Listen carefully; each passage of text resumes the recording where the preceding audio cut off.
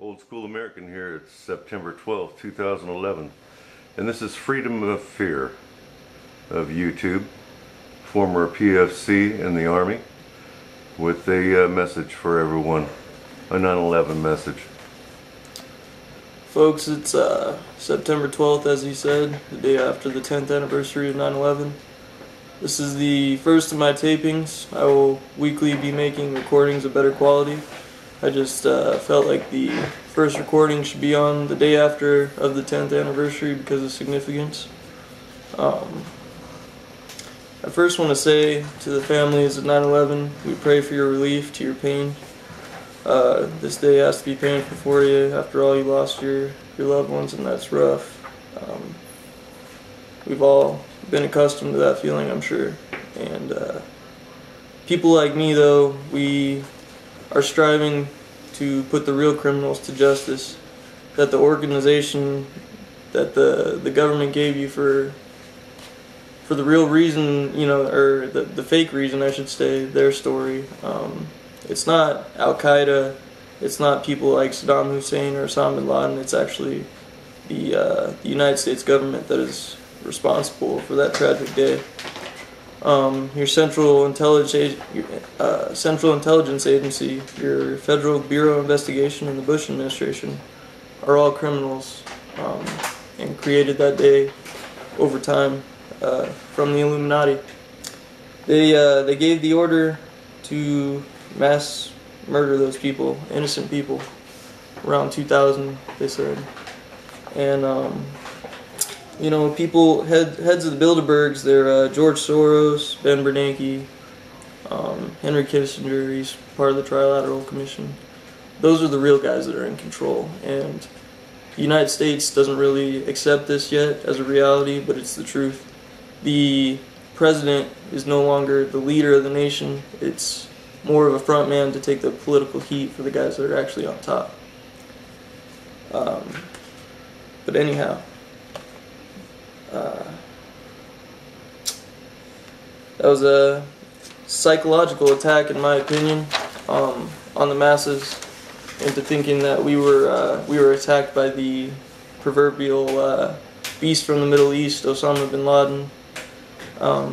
But in all seriousness, folks, the truth is we have been duped, and I have several topics I want to cover to prove my statements tonight that I have made here. And first, I must let you know that 9 of the 10 years since 9/11 has occurred, I've been doing exhaustive research into this topic, and since I was in high school, actually. I was 17 when I joined the military because of the attacks of 9/11. And you know, I had a real passion for the military. I felt like a patriot. I felt like it was the right thing to do, to serve my country. Go attack the people that attacked us here on the homeland and protect my family and all of you, actually, who are watching right now. That was my passion. And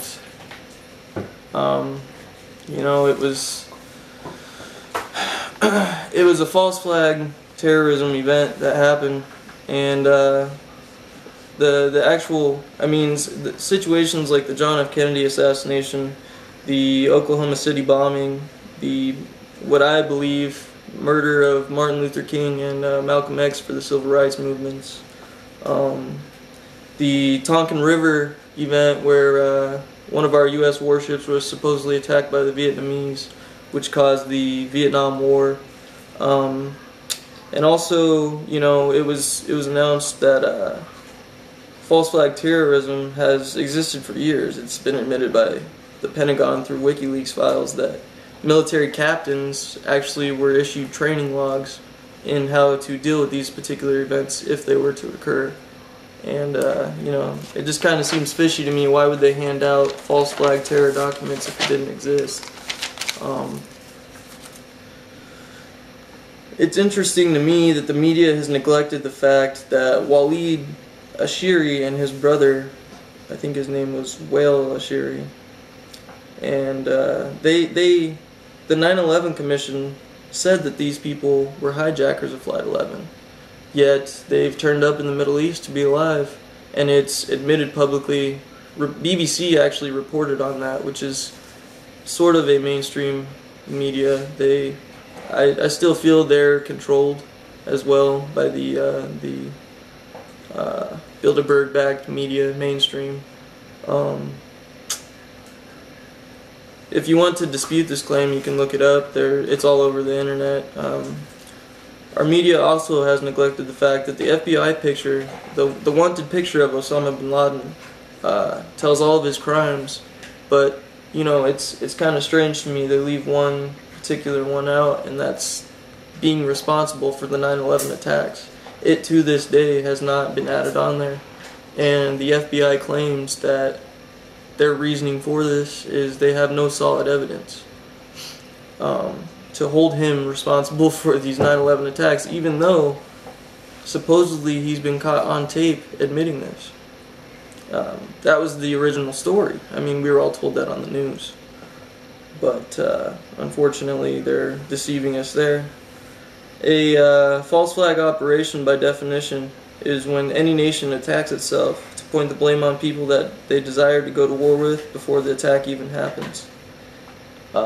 One way to prove this, through a WikiLeaks file that was released, that George W. Bush, actually, he's the cowboyish, you know, Bonanza wannabe, the will smoke 'em out guy. He signed the order to go to war and start the never-ending intervention in Afghanistan, where soldiers are being sent to basically, what are we there for? We got him. If we supposedly got the guy, then why aren't we coming home? They're now signing papers to do a massive base expansion in Iraq. Even though the war is declared over and been declared over now for a very long time, we still are there. And even though Obama was promising that he was going to bring our troops home, to this day we still are there. Guantanamo Bay, still open, another lie from the Obama regime. But that'll be talked later on in other broadcasts. I'll cover Obama and his deceivement as well to our nation. But going back to what I was saying about false flag terrorism, you know, it's George Bush signed the order to go to Afghanistan. He had a plan to go to war to Iraq before he was even in office. But you know, the official story is we weren't going to war. We didn't even know who attacked us. It was it was supposedly, the official story was we didn't attack ourselves. It was radical Muslims, actually, which kind of is, you know, mind-boggling to me that theory has still held up to this day. You know, this particular event was similar to World War II, actually, when Hitler used false flag event and said that the Polish attacked Germany. They didn't, of course. He engineered this and gave the order for the operation, and, you know, bam, Germany starts World War II.